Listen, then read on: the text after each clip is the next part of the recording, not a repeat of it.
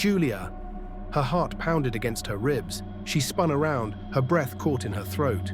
The street was just as empty as before, but something was wrong. The air felt heavier, thicker, as if something unseen was pressing against her. She fumbled for her phone, turning on the flashlight and sweeping the beam around her.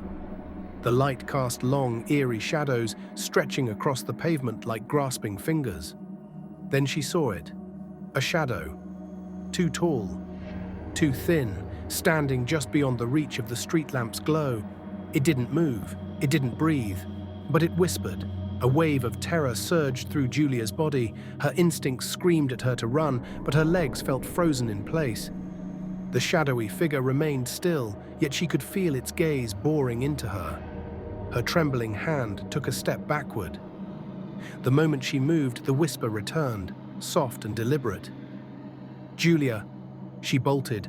Her footsteps pounded against the pavement as she sprinted toward home. The cold air burned her lungs, but she didn't dare slow down. She could feel it behind her, moving silently, keeping pace effortlessly. The whispering didn't stop. "Julia." The way it said her name sent a jolt of ice through her veins. It wasn't just calling her, it was claiming her. Her house was just ahead.